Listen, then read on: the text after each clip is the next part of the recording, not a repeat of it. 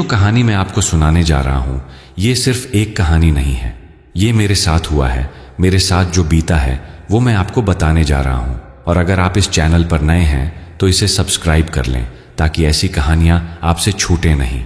तो चलिए शुरू करते हैं। मेरा नाम अर्जुन है। मैं दिल्ली में एक IT कंपनी में काम करता हूँ। मेरी शादी हुए 3 साल हो गए हैं। मेरी पत्नी का नाम प्रिया है। हमारा एक छोटा सा फ्लैट है द्वारका में, 2 बेडरूम का। जिंदगी बिल्कुल सामान्य थी, वैसी ही जैसी आपकी या किसी और की होती है। पर एक बात थी जो बचपन से ही मेरे साथ थी। मैं नींद में बोलता था। हाँ, मुझे पता है बहुत लोग नींद में बोलते हैं, कोई बड़ी बात नहीं है। मेरे माता पिता भी यही कहते थे, बेटा थकान है, काम का स्ट्रेस है, अपने आप ठीक हो जाएगा। और सच कहूं तो मुझे भी कभी इस पर ज्यादा ध्यान नहीं दिया। कभी कभार प्रिया बताती थी कि मैं रात में कुछ बड़बड़ाता हूं, पर बस हंसकर टाल देते थे। लेकिन पिछले कुछ महीनों से बात बदलने लगी थी। अब ये सिर्फ बड़बड़ाना नहीं रह गया था। कभी मैं नींद में जोर से हंसता, ऐसे जैसे कोई बहुत मजेदार चुटकुला सुना हो। कभी किसी को डांटता, ऐसे जैसे कोई गलती कर गया हो। और कभी कभी तो ऐसे शब्द बोलता जो मैंने दिन में कभी बोले ही नहीं थे, जैसे किसी पुरानी भाषा के शब्द जिन्हें मैं जानता तक नहीं था। प्रिया को ये सब अजीब लगने लगा था। एक रात, मुझे याद है वो तारीख थी 14 अगस्त। उसने मुझे सुबह उठाते हुए कहा, अर्जुन कल रात तुम सोते में किसी से बहस कर रहे थे। ऐसे लग रहा था जैसे कमरे में कोई और हो और तुम उससे बात कर रहे हो। तुम कह रहे थे, नहीं मैं नहीं जाऊंगा, तुम मुझे मजबूर नहीं कर सकते। मैंने हंसकर टालने की कोशिश की। प्रिया, शायद ऑफिस का कोई सपना देख रहा होऊंगा, बॉस से बहस हो गई होगी सपने में। लेकिन प्रिया की आंखों में जो डर था वो मुझे दिख रहा था। उसने कहा, नहीं अर्जुन, ये अलग था। तुम्हारी आवाज तो तुम्हारी ही थी, पर लहजा बिल्कुल अलग था, जैसे कोई और तुम्हारे मुंह से बोल रहा हो। उस रात पहली बार मुझे भी थोड़ा अजीब लगा। मैंने सोचा कि शायद सच में काम का स्ट्रेस बढ़ गया है। मैंने खुद से वादा किया कि अगले हफ्ते डॉक्टर को दिखाऊंगा। पर उस समय मुझे ये नहीं पता था कि जो मेरे साथ हो रहा है वो किसी डॉक्टर के बस की बात नहीं है। अगले कुछ दिन और भी अजीब होते गए। मैं सुबह उठता तो बहुत थका हुआ महसूस करता, ऐसे जैसे पूरी रात मैंने कोई भारी काम किया हो। कभी कभी तो मेरे पैरों में दर्द होता, जैसे बहुत चला हूं। और एक बार तो मेरे पैरों में हल्की सी मिट्टी लगी हुई थी। मिट्टी? कमरे में मिट्टी कहां से आएगी? मैंने प्रिया से पूछा, पर उसे भी कुछ पता नहीं था। हमने घर की साफ सफाई करवाई, सोचा शायद कहीं से आई होगी।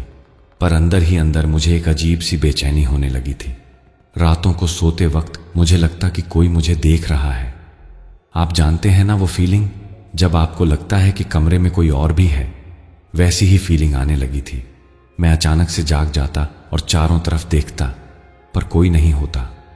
प्रिया बगल में सो रही होती, बत्ती बुझी होती और सन्नाटा होता, पर फिर भी वो फीलिंग जाती नहीं थी। एक रात मैं बिस्तर पर लेटा हुआ सोचने लगा, क्या सच में मेरे साथ कुछ गड़बड़ हो रही है या फिर मैं ओवरथिंक कर रहा हूं। मुझे अपने दादाजी की बातें याद आईं। वो कहते थे कि हमारे परिवार में कुछ लोगों को अजीब सपने आते हैं, कुछ लोग नींद में चलते हैं। उन्होंने एक बार एक कहानी भी सुनाई थी मेरे परदादा के बारे में, जो नींद में पूरे गांव में घूम जाते थे। लेकिन उस समय मुझे लगा था कि ये तो बस पुरानी बातें हैं, किस्से कहानियां। पर अब मुझे लगने लगा था कि शायद उन किस्सों में कुछ सच्चाई हो। शायद ये सिलसिला पीढ़ियों से चला आ रहा है और शायद अब मेरी बारी है। उस रात मैं देर तक जागता रहा। प्रिया सो गई थी। कमरे में सिर्फ घड़ी की टिक टिक की आवाज थी और मैं अंधेरे में छत को देखता रहा, सोचता रहा, आखिर मेरे साथ क्या हो रहा है। मुझे जवाब नहीं पता था। पर अगली रात मैं कुछ ऐसा करने वाला था जिससे सच्चाई सामने आने वाली थी। और वो सच्चाई इतनी भयानक थी कि आज भी उसके बारे में सोचकर मेरी रूह कांप जाती है। अगली सुबह मैं ऑफिस के लिए तैयार हो रहा था, तभी मेरे दिमाग में एक ख्याल आया। मैंने सोचा, अगर मैं सच में नींद में कुछ अजीब बोलता हूं तो क्यों ना इसे रिकॉर्ड करके देखूं। कम से कम मुझे पता तो चलेगा कि आखिर बात क्या है। मैंने प्रिया से इस बारे में बात की। उसने भी हामी भर दी। उसने कहा, हाँ अर्जुन, ये अच्छा आइडिया है। कम से कम हमें पता चलेगा कि तुम क्या बोलते हो। और अगर कुछ गंभीर है तो हम डॉक्टर को ये रिकॉर्डिंग भी दिखा सकते हैं। उस दिन ऑफिस में मेरा मन नहीं लग रहा था। मैं बस इसी सोच में था कि रात को क्या रिकॉर्ड होगा। मेरे साथी राहुल ने पूछा, यार अर्जुन, क्या हुआ? तू बहुत परेशान लग रहा है। मैंने हंसकर टाल दिया, कुछ नहीं यार, बस थोड़ा सिर दर्द है। मैं किसी को बताना नहीं चाहता था। सोचा पहले खुद ही देख लूं कि बात क्या है। शाम को घर आते वक्त मैंने एक नया फोन चार्जर भी खरीद लिया ताकि रात भर फोन चार्ज रहे और रिकॉर्डिंग बीच में बंद ना हो जाए। घर पहुंचा तो प्रिया ने खाना बनाया हुआ था। हमने साथ में खाना खाया, पर दोनों के मन में एक अजीब सी घबराहट थी। खाने के बाद मैंने अपना फोन चेक किया। उसमें काफी स्टोरेज खाली थी, बैटरी भी फुल चार्ज थी। मैंने एक वॉइस रिकॉर्डिंग ऐप डाउनलोड किया जो हाई क्वालिटी में पूरी रात की आवाजें रिकॉर्ड कर सकता था। रात के करीब 10 बजे हम बिस्तर पर लेटे। प्रिया पास में ही थी। मैंने फोन को साइड टेबल पर रख दिया, स्पीकर की तरफ। फिर मैंने रिकॉर्डिंग शुरू की। लाल बत्ती जल उठी, जिसका मतलब था कि रिकॉर्डिंग चल रही है। सो जाओ अर्जुन, प्रिया ने कहा। देखते हैं कल सुबह क्या रिकॉर्ड होता है। मैंने सर हिलाया और आंखें बंद कर लीं, पर नींद आसानी से नहीं आ रही थी। दिल धड़क रहा था, मन में 1000 सवाल थे। आखिर मैं क्या बोलता हूं नींद में? क्यों प्रिया को लगता है कि मेरी आवाज बदल जाती है? क्यों मुझे सुबह इतनी थकान महसूस होती है? धीरे धीरे न जाने कब मुझे नींद आ गई और फिर सपने शुरू हुए। मुझे याद है कि सपने में मैं किसी अंधेरी जगह पर था। चारों तरफ सन्नाटा था। हवा में एक अजीब सी गंध थी, मिट्टी की गंध, पुरानी और नम। मैं चल रहा था, पर मुझे नहीं पता था कि कहाँ जा रहा हूँ। पैर अपने आप चल रहे थे, जैसे कोई और मुझे नियंत्रित कर रहा हो। मुझे किसी की सांसें सुनाई दी, भारी गहरी सांसें। पहले तो मुझे लगा कि ये मेरी अपनी सांसें हैं, पर फिर मुझे एहसास हुआ कि ये किसी और की थी, जैसे कोई मेरे पीछे चल रहा हो या फिर मेरे अंदर। फिर मुझे नंगे पैरों की आहट सुनाई दी, ठप ठप ठप। किसी के पैर जमीन पर पड़ रहे थे। मैंने पीछे मुड़कर देखने की कोशिश की, पर अंधेरा इतना गहरा था कि कुछ दिखाई नहीं दे रहा था। कौन है? मैंने पूछा। मेरी आवाज गूंजी, पर कोई जवाब नहीं आया। बस वो सांसें और पैरों की आहट और बढ़ती जा रही थी। फिर अचानक मुझे लगा कि कोई मेरे कंधे पर हाथ रख रहा है। ठंडा, बहुत ठंडा हाथ। मैं चीखना चाहता था, पर आवाज नहीं निकल रही थी। और तभी मेरी आंख खुल गई। सुबह हो चुकी थी। धूप खिड़की से अंदर आ रही थी। प्रिया पहले से ही उठ चुकी थी और किचन में चाय बना रही थी। मैं बिस्तर पर लेटा रहा, सांस फूल रही थी। मेरा सारा बदन पसीने से भीगा हुआ था। मेरा सिर बहुत भारी था। ऐसा लग रहा था जैसे पूरी रात में सोया ही नहीं, बल्कि कोई बहुत मेहनत का काम किया हो। मेरी गर्दन में दर्द था, टांगें भारी लग रही थीं। मैंने फोन उठाया। रिकॉर्डिंग अभी भी चल रही थी। मैंने उसे बंद किया, फाइल की लंबाई देखी। 8 घंटे 23 मिनट, पूरी रात रिकॉर्ड हो गई थी। प्रिया कमरे में आई, हाथ में चाय के 2 कप लेकर। उठ गए? कैसी नींद आई? ठीक थी, मैंने झूठ बोला। मैं उसे अपना वो भयानक सपना नहीं बताना चाहता था। रिकॉर्डिंग हो गई है, अभी सुनते हैं। हम दोनों बिस्तर पर बैठ गए। मैंने फोन के स्पीकर का वॉल्यूम बढ़ाया और प्ले बटन दबा दिया। शुरुआत में कुछ खास नहीं था, बस प्रिया की हल्की सांसों की आवाज थी और कभी कभी मेरी करवट बदलने की आवाज। मैंने रिकॉर्डिंग को आगे बढ़ाया, डॉक स्पीड पर चलाया। करीब 45 मिनट के बाद कुछ आवाजें आने लगीं, धीमी बड़बड़ाहट। मैंने स्पीड नॉर्मल कर दी। वो मेरी आवाज थी, पर बहुत धीमी, जैसे कोई नींद में फुसफुसा रहा हो। नहीं, मैं नहीं जाऊंगा, मुझे मत ले जाओ। प्रिया ने मेरी तरफ देखा। मैंने कंधे उचका दिए। शायद कोई बुरा सपना देख रहा था। पर फिर आवाज बदल गई। अब वो ज्यादा साफ थी और लहजा सच में अलग था। तू अब बहुत दिन हो गए, तू थक गया है, मुझे बाहर आने दे। मेरी रीढ़ में एक सिहरन दौड़ गई। ये क्या था? मैं ऐसा क्यों बोल रहा था? प्रिया का चेहरा पीला पड़ गया था। उसने धीरे से कहा, अर्जुन, ये रुको, पूरा सुनते हैं। मैंने कहा, हालांकि मेरे हाथ कांप रहे थे। रिकॉर्डिंग आगे बढ़ी। फिर कुछ देर तक सन्नाटा रहा, सिर्फ हमारी सांसों की आवाज थी। और फिर करीब 3 बजे के आसपास एक और आवाज आई, साफ, स्पष्ट और बिल्कुल अलग लहजे में। मेरी ही आवाज थी, पर ऐसे बोल रही थी जैसे कोई बहुत पुराना इंसान बोल रहा हो, धीमी, गहरी और डरावनी। आज मैं बाहर आऊंगा, तू अंदर सोता रहना, मुझे बाहर जाना है, बहुत दिन हो गए। और उसके बाद एक लंबी गहरी सांस जो मेरी नहीं लग रही थी। रिकॉर्डिंग वहीं खत्म हो गई। मैंने और प्रिया ने एक दूसरे की तरफ देखा। कमरे में सन्नाटा था। चाय के कप हमारे हाथों में ठंडे हो चुके थे। अर्जुन, प्रिया की आवाज कांप रही थी। ये क्या था? मैं कुछ बोल नहीं पा रहा था।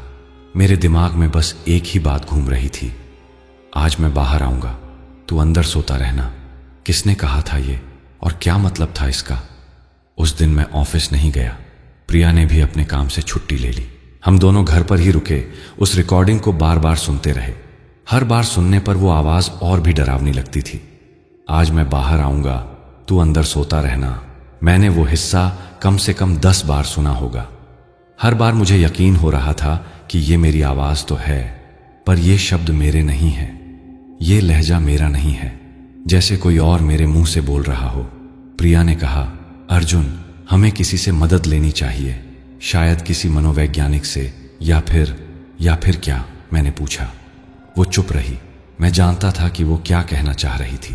किसी तांत्रिक से, किसी पंडित से, किसी ऐसे इंसान से जो इन चीजों को समझता हो। पर मैं आधुनिक विचारों का इंसान था, मुझे इन सब चीजों पर यकीन नहीं था। मैं सोचता था कि ये सब दिमागी बीमारियां होती हैं जिनका इलाज मेडिकल साइंस के पास है। पहले मैं एक बार साइकेट्रिस्ट से मिलता हूं, मैंने कहा, देखते हैं वो क्या कहता है। उसी शाम मैंने एक डॉक्टर से अपॉइंटमेंट लिया, डॉक्टर शर्मा, जो साउथ दिल्ली में प्रैक्टिस करते थे। अगले दिन सुबह 10 बजे का टाइम मिला। उस रात मैंने फिर से रिकॉर्डिंग ऑन की। सोचा कि शायद ये रोज का सिलसिला है या फिर कल की बात एक कोइंसिडेंस था, पर अंदर ही अंदर मुझे पता था कि ये कोई कोइंसिडेंस नहीं था। रात को सोते वक्त मेरा दिल जोर जोर से धड़क रहा था। प्रिया मेरा हाथ पकड़े हुई थी। उसने कहा, अर्जुन, डरो मत, मैं यहीं हूं। मैंने मुस्कुराने की कोशिश की। मैं नहीं डर रहा प्रिया, बस थोड़ा परेशान हूं। पर सच तो ये था कि मैं बहुत डर रहा था। मुझे नहीं पता था कि आज रात क्या होने वाला है। क्या फिर से वो आवाज आएगी? क्या फिर से मैं वो शब्द बोलूंगा? नींद आने में काफी वक्त लगा, पर आखिरकार मेरी आंखें भारी हो गईं और मैं सो गया। और फिर वही सपना, वही अंधेरी जगह, वही मिट्टी की गंध, वही भारी सांसें, वही नंगे पैरों की आहट। पर इस बार कुछ अलग था। इस बार मैं चल नहीं रहा था, मैं खड़ा था और सामने एक परछाई थी, एकदम काली गहरी परछाई, इंसान के आकार की, पर चेहरा नहीं दिख रहा था। वो परछाई मेरी तरफ बढ़ रही थी, धीरे धीरे, बहुत धीरे। और जैसे जैसे वो पास आ रही थी, मुझे लग रहा था कि मेरा शरीर भारी होता जा रहा है, जैसे कोई मुझे नीचे की तरफ खींच रहा हो। मैंने भागने की कोशिश की, पर पैर नहीं हिल रहे थे। चीखने की कोशिश की, पर आवाज नहीं निकल रही थी। वो परछाई बिल्कुल मेरे सामने आ गई और फिर उसने अपना हाथ बढ़ाया, एक काला, लंबा, सूखा हुआ हाथ। मैं चीखना चाहता था पर नहीं चीख पा रहा था। और तभी मेरी आंख खुल गई। सुबह हो चुकी थी, पर इस बार कुछ अजीब था। मेरा शरीर पूरी तरह से थका हुआ था। ऐसा लग रहा था जैसे मैंने पूरी रात दौड़ लगाई हो। मेरी सांसें फूल रही थीं, दिल जोर जोर से धड़क रहा था।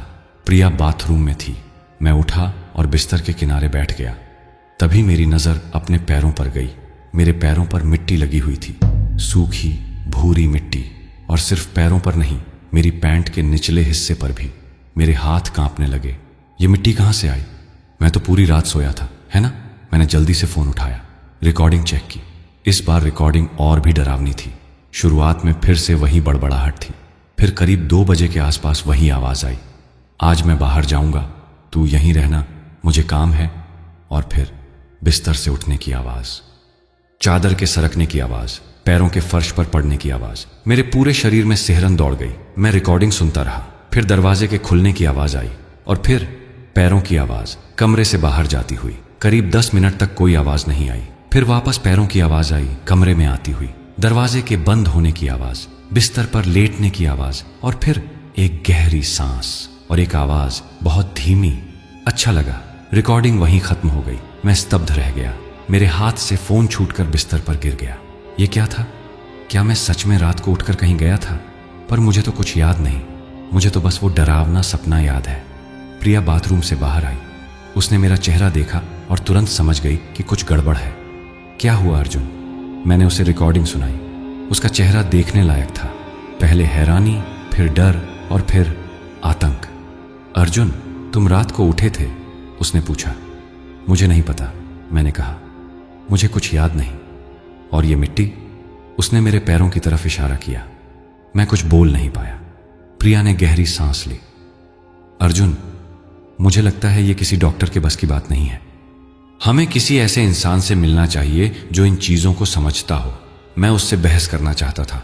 मैं कहना चाहता था कि यह सब बकवास है, कि इसका कोई साइंटिफिक एक्सप्लेनेशन होगा। पर अंदर ही अंदर मुझे भी पता था कि कुछ तो है, कुछ ऐसा जो सामान्य नहीं है। ठीक है, मैंने आखिरकार कहा, पर पहले एक बार डॉक्टर शर्मा से मिल लेते हैं। देखते हैं वो क्या कहते हैं। उस दिन की बाकी सुबह बहुत अजीब गुजरी। मैंने नहाकर अपने पैरों से मिट्टी धोई, कपड़े बदले, पर अंदर ही अंदर एक बेचैनी थी जो जा नहीं रही थी। 10 बजे हम डॉक्टर शर्मा के क्लिनिक पहुंचे। वो एक मध्यम आयु के सज्जन थे, चश्मा लगाए हुए, बहुत शांत स्वभाव के। मैंने उन्हें सब कुछ बताया, नींद में बोलना, अजीब सपने और फिर रिकॉर्डिंग। मैंने उन्हें वो रिकॉर्डिंग भी सुनाई। डॉक्टर शर्मा ने बड़े ध्यान से सब सुना। फिर उन्होंने कुछ सवाल पूछे, मेरी नींद की आदतें, तनाव का स्तर, कोई दवाइयाँ ले रहा हूँ या नहीं। आखिर में उन्होंने कहा, देखिए अर्जुन, ये स्लीप वॉकिंग हो सकती है। बहुत से लोगों को ये प्रॉब्लम होती है। स्ट्रेस और एंग्जाइटी की वजह से ये हो सकता है। पर डॉक्टर, मेरी आवाज़ वो इतनी अलग क्यों थी? मैंने पूछा। वो भी स्ट्रेस का ही इफेक्ट हो सकता है। आपका सबकॉन्शियस माइंड कभी कभी ऐसे बोलता है। उन्होंने मुझे कुछ नींद की दवाइयाँ दी और कहा कि अगर 1 हफ्ते में सुधार नहीं होता तो दोबारा आना। हम क्लिनिक से बाहर निकले। प्रिया ने कहा, तुम्हें लगता है ये सही है? मेरा मतलब है, क्या ये सच में सिर्फ स्ट्रेस है? मैं कुछ बोलने वाला था, तभी मेरी नज़र एक आदमी पर पड़ी। वो सड़क के उस पार खड़ा था, मुझे घूर रहा था। बूढ़ा आदमी, लंबी सफ़ेद दाढ़ी और आंखें। वो आंखें मुझे कहीं देखी हुई लग रही थी। मैंने प्रिया को इशारा किया, वो देखो, वो आदमी हमें देख रहा है। पर जब प्रिया ने देखा तो वो आदमी वहाँ नहीं था, गायब हो गया था। कौन सा आदमी? प्रिया ने पूछा। वो वहाँ खड़ा था, मैंने कहा, पर शायद मैंने गलत देखा था, या फिर शायद नहीं। उस रात मैंने दवाइयाँ ली। डॉक्टर ने कहा था कि इससे गहरी नींद आएगी और स्लीप वॉकिंग बंद हो जाएगी। पर जो उस रात हुआ वो मेरी ज़िंदगी का सबसे डरावना अनुभव था, और उसके बाद से मेरी ज़िंदगी कभी पहले जैसी नहीं रही। उस रात मैंने दवाई खाई और सोने की कोशिश की। डॉक्टर शर्मा ने कहा था कि ये दवाई मुझे गहरी नींद में ले जाएगी और स्लीप वॉकिंग की समस्या दूर हो जाएगी। प्रिया भी मेरे पास लेटी हुई थी। उसने कहा, अर्जुन, आज सब ठीक हो जाएगा, तुम चिंता मत करो। पर मैं चिंता कैसे नहीं करता?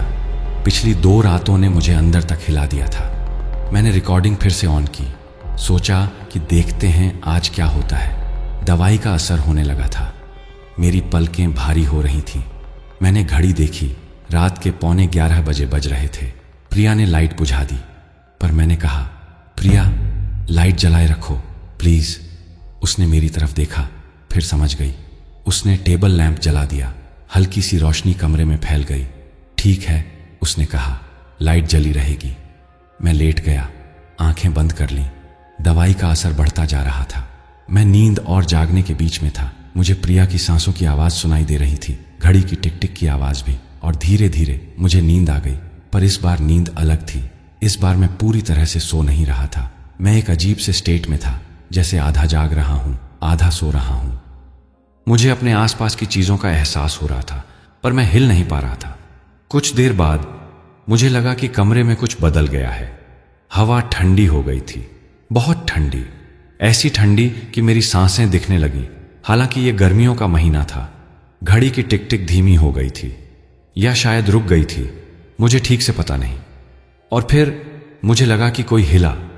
मैंने आंखें खोलने की कोशिश की, पर वो नहीं खुल रही थी।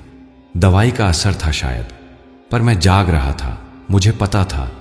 फिर मुझे एहसास हुआ, बिस्तर हल्का सा ढांसा, जैसे कोई उठकर बैठ गया हो, पर मैं तो लेटा हुआ था और प्रिया भी बगल में सो रही थी।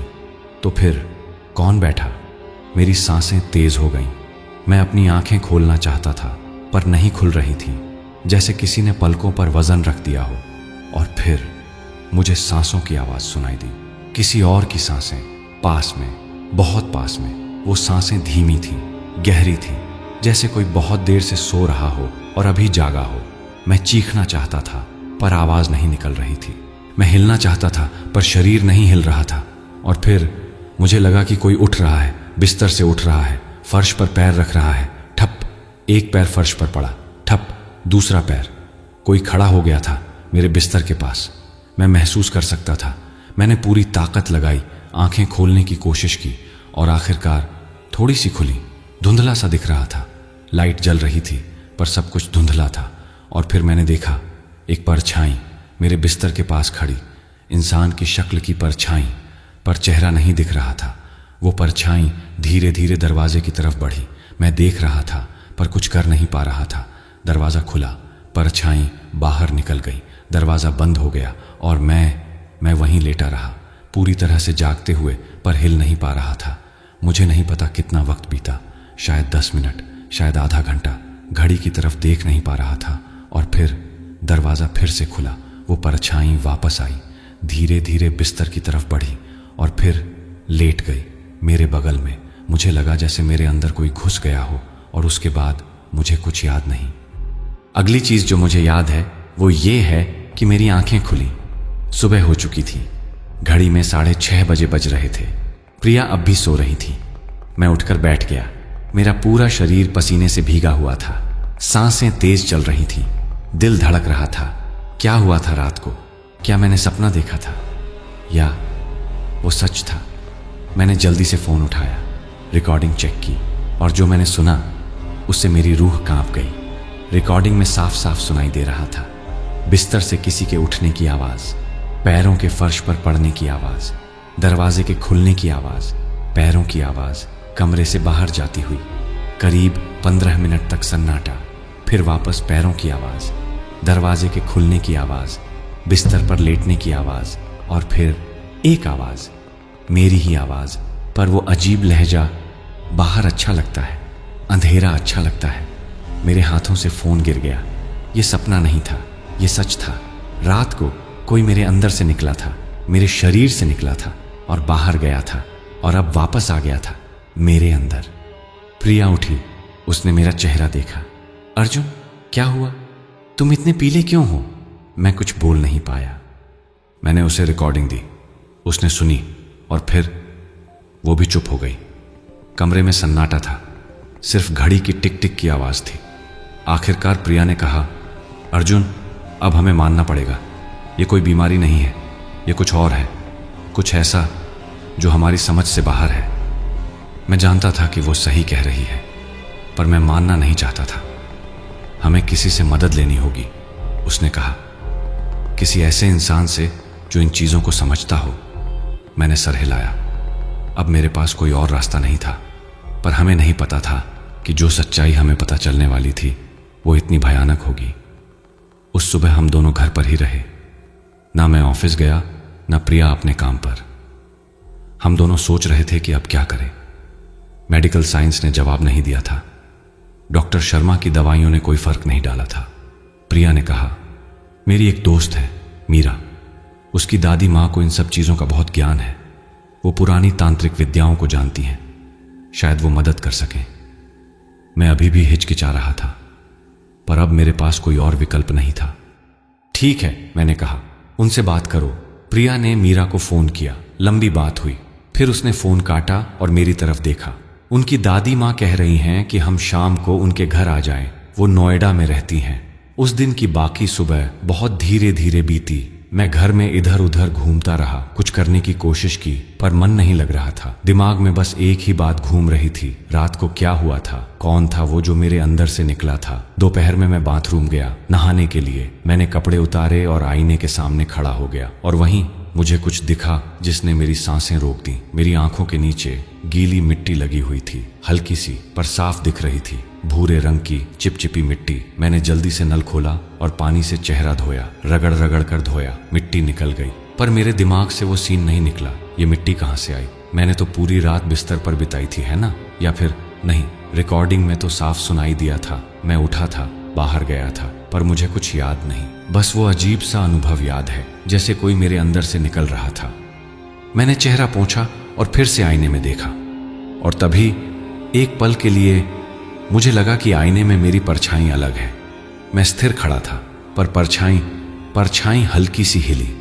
मैंने आंखें झपकाईं, देखा फिर से, सब सामान्य था, परछाई वैसी ही थी जैसी होनी चाहिए। शायद मेरा भ्रम था, शायद मैं इतना डर गया था कि अब चीजें देखने लगा था। पर फिर आईने में परछाई ने मुस्कुराया। मैं नहीं मुस्कुरा रहा था, पर परछाई मुस्कुरा रही थी, एक ठंडी भयानक मुस्कान। मैं चीख कर पीछे हट गया, दरवाजा खोलकर बाहर भागा। प्रिया किचन में थी, उसने मुझे देखा। अर्जुन, क्या हुआ? आईने में? मैं हाँफ रहा था, शब्द नहीं निकल रहे थे। प्रिया दौड़कर बाथरूम में गई, आईने के सामने खड़ी होकर देखा, फिर वापस आई। अर्जुन, वहां कुछ नहीं है, आईना सामान्य है। नहीं प्रिया, मैंने देखा, मेरी परछाई वो मुस्कुरा रही थी और मैं नहीं मुस्कुरा रहा था। प्रिया ने मुझे सोफे पर बिठाया, मेरे माथे पर हाथ रखा।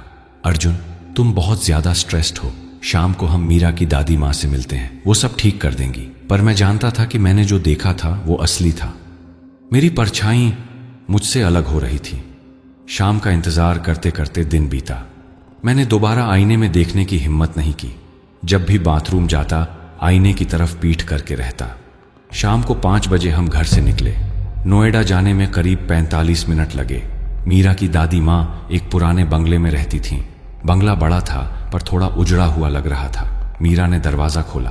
आओ अंदर, दादी माँ तुम्हारा इंतजार कर रही हैं। हम अंदर गए। घर के अंदर अंधेरा था, कुछ दिए जल रहे थे। हवा में अगरबत्ती की गंध थी और कुछ और भी, किसी पुराने जले हुए की गंध। एक कमरे में दादी माँ बैठी हुई थी, बहुत बुजुर्ग महिला, सफेद साड़ी पहने हुए। उनकी आंखें, वो आंखें बहुत गहरी थीं। ऐसा लग रहा था जैसे वो सब कुछ देख सकती हैं। बैठो बेटा, उन्होंने कहा। आवाज धीमी थी पर भारी। मैं और प्रिया उनके सामने बैठ गए। मीरा ने मुझे सब बताया है, दादी माँ ने कहा। तुम्हें नींद में अजीब चीजें हो रही हैं। तुम रात को उठते हो, बाहर जाते हो, पर तुम्हें कुछ याद नहीं रहता। जी, मैंने कहा। और आज मैंने आईने में अपनी परछाई को मुस्कुराते देखा। पर मैं नहीं मुस्कुरा रहा था। दादी माँ की आंखें थोड़ी चौड़ी हुई। उन्होंने गहरी सांस ली। ये बहुत गंभीर है, उन्होंने कहा। तुम्हारे साथ जो हो रहा है वो स्लीप वॉकिंग नहीं है, ये कुछ और है, कुछ बहुत पुराना, बहुत खतरनाक। क्या है ये? प्रिया ने पूछा।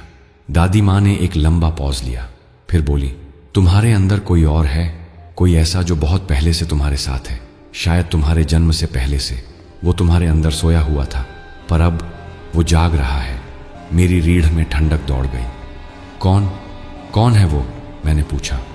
दादी माँ ने मेरी आंखों में देखा और जो उन्होंने कहा वो सुनकर मेरा दिल बैठ गया।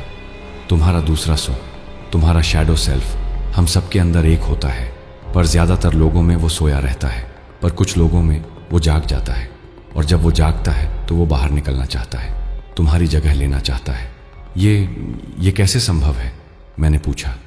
बहुत कुछ संभव है बेटा, जो तुम्हारी विज्ञान की किताबें नहीं बताती, दादी माँ ने कहा। तुम्हारे परिवार में पहले भी किसी को यह समस्या हुई है? मुझे अपने दादाजी की बातें याद आईं। मेरे परदादा जो नींद में पूरे गांव में घूम जाते थे। हाँ, मैंने कहा, मेरे परदादा को भी कुछ ऐसा ही था। दादी माँ ने सर हिलाया। ये पीढ़ियों से चला आता है, एक श्राप की तरह, और अब तुम्हारी बारी है। तो इसका इलाज क्या है? प्रिया ने पूछा। दादी माँ चुप रहीं, फिर बोली, इलाज है, पर आसान नहीं है। तुम्हें अपने शैडो सेल्फ का सामना करना होगा, उससे लड़ना होगा, और अगर तुम हार गए तो वो तुम्हारी जगह ले लेगा, हमेशा के लिए। मेरे पूरे शरीर में सिहरन दौड़ गई।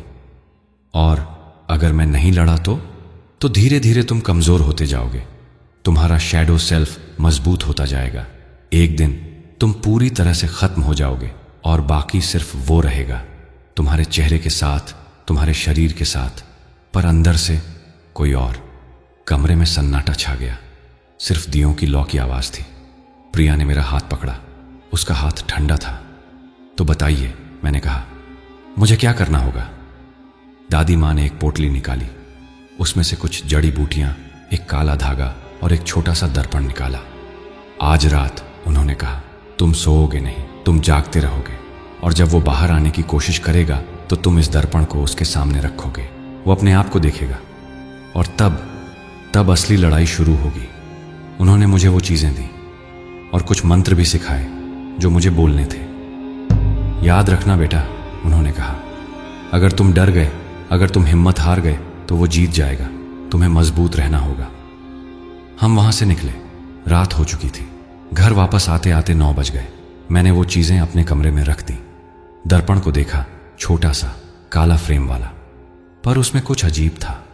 जब मैंने उसमें देखा तो मुझे लगा कि परछाई थोड़ी देर से हिली, जैसे कोई लैग हो। प्रिया ने कहा, अर्जुन, तुम्हें सच में आज रात जागना होगा? हाँ, मैंने कहा। दादी माँ ने कहा है तो मैं भी तुम्हारे साथ जागूंगी। नहीं प्रिया, तुम सो जाओ, मुझे अकेले ही करना होगा ये। उसने मेरे कंधे पर हाथ रखा। अर्जुन, डर लग रहा है। मुझे भी, मैंने कहा, पर करना तो पड़ेगा। रात के 10 बजे प्रिया सोने चली गई। मैं बिस्तर पर बैठ गया, लाइट जला दी, घड़ी देखी 10:15। अब इंतजार शुरू हुआ, उस रात का इंतजार जो मेरी जिंदगी बदलने वाला था। रात गहराती जा रही थी, मैं बिस्तर पर बैठा हुआ था, पूरी तरह से जाग रहा था। दादी माँ ने जो जड़ी बूटियां दी थीं, मैंने उन्हें चबाया था। वो बहुत कड़वी थीं, पर उनसे नींद भाग रही थी। मैं बिल्कुल सतर्क था। प्रिया बगल में सो रही थी, उसकी हल्की सांसों की आवाज आ रही थी। कमरे में लाइट जल रही थी, घड़ी की टिक टिक साफ सुनाई दे रही थी। मैंने फोन में फिर से रिकॉर्डिंग ऑन की, सोचा कि जो भी होगा वो रिकॉर्ड हो जाए। मैं जानना चाहता था कि आखिर सच क्या है। वो काला दर्पण मेरे पास रखा हुआ था, मैं बार बार उसे देख रहा था। हर बार जब मैं उसमें देखता मुझे लगता कि कुछ अजीब है। परछाई सामान्य नहीं लग रही थी। रात के 11 बजे, फिर 12 बजे, फिर 1 बजे, कुछ नहीं हुआ, सब शांत था। मैं सोचने लगा शायद आज कुछ नहीं होगा, शायद वो जड़ी बूटियों की वजह से वो बाहर नहीं आ पाएगा। पर फिर ठीक 2 बजे मुझे महसूस हुआ, कमरे का तापमान गिर गया अचानक से, इतना कि मेरी सांसें दिखने लगी। घड़ी की टिक टिक धीमी हो गई और मेरे अंदर मुझे कुछ हलचल महसूस हुई, जैसे कोई मेरे अंदर हिल रहा हो, उठने की कोशिश कर रहा हो। मेरा दिल तेज धड़कने लगा। मैंने दर्पण को कसकर पकड़ लिया और फिर मुझे वो आवाज सुनाई दी, अपनी ही आवाज, पर अंदर से आ रही थी। तू क्यों नहीं सो रहा? मुझे बाहर जाना है। मैंने मंत्र बोलना शुरू किया जो दादी माँ ने सिखाया था, धीरे धीरे पर लगातार। ओम नमो भूताधिपतये मम आत्मनः रक्षां कुरु। आवाज तेज हुई। तू मुझे रोक नहीं सकता, मैं बहुत पुराना हूं, मैं तुझसे भी पहले से हूं। मेरे हाथ कांप रहे थे, पर मैंने मंत्र बोलना जारी रखा। और तभी मुझे लगा कि मैं बिस्तर से उठ रहा हूं, पर मैं नहीं उठ रहा था। मेरा शरीर अपने आप उठ रहा था, मेरी मर्जी के बिना। मैं लड़ने लगा, अंदर से, अपने ही शरीर से लड़ रहा था। नहीं, मैंने चीखा, ये मेरा शरीर है, तुम बाहर नहीं आ सकते। पर मेरे पैर फर्श पर पड़ गए। मैं खड़ा हो गया, मेरा नियंत्रण नहीं था। तभी मुझे दादी माँ की बात याद आई, दर्पण दिखाओ, उसे अपने आप को दिखाओ। मैंने पूरी ताकत लगाकर अपना हाथ उठाया, दर्पण अपने सामने किया, और जो मैंने दर्पण में देखा वो मेरी जिंदगी का सबसे भयानक दृश्य था। दर्पण में मेरी परछाई थी, पर वो मैं नहीं था, वो कोई और था। मेरे जैसा दिखता था, पर आंखें बिल्कुल काली थीं। कोई पुतली नहीं, कोई सफेदी नहीं, बस काला। और वो मुस्कुरा रहा था, एक भयानक डरावनी मुस्कान। देख लिया तूने? वो आवाज आई। मैं हूं तेरा असली चेहरा, तू जो छुपाता है, मैं वो हूं जो असली है। नहीं, मैंने चीखा, तुम मैं नहीं हो, तुम बस एक परछाई हो। दर्पण में वो चेहरा हंसा। परछाई? मैं परछाई नहीं हूं बेटा, मैं असलियत हूं। तू परछाई है, तू वो है जो दिन में बाहर रहता है, पर मैं हमेशा अंदर रहता हूं, अंधेरे में। और अब मैं बाहर आना चाहता हूं। मुझे लगा जैसे मेरा शरीर 2 हिस्सों में बट रहा है। एक तरफ मैं था, दूसरी तरफ वो। हम दोनों एक ही शरीर के लिए लड़ रहे थे। मैंने फिर से मंत्र बोलना शुरू किया, तेज, जोर से। ओम नमो भूताधिपतये मम आत्मनः रक्षां कुरु अस्मात् शरीरात् निर्गच्छ। दर्पण में वो चेहरा चिल्लाया, नहीं, तू मुझे नहीं भगा सकता, मैं तेरा हिस्सा हूं, तुम मेरा हिस्सा नहीं हो। मैंने चीखा, तुम बस एक भ्रम हो, एक डर हो, और मैं तुमसे नहीं डरता। मैंने दर्पण को अपने चेहरे के बिल्कुल पास लाया और उसमें सीधे उस काली आंखों वाले चेहरे की तरफ देखा। सुनो, मैंने कहा, ये मेरा शरीर है, ये मेरी जिंदगी है, और तुम यहां नहीं रह सकते। जाओ, वापस जाओ जहां से आए हो, अंधेरे में, और वहीं रहो। दर्पण में वो चेहरा चिल्लाया, एक तेज कर्कश चीख जो मेरे कानों में गूंजती रही, और फिर अचानक सब शांत हो गया।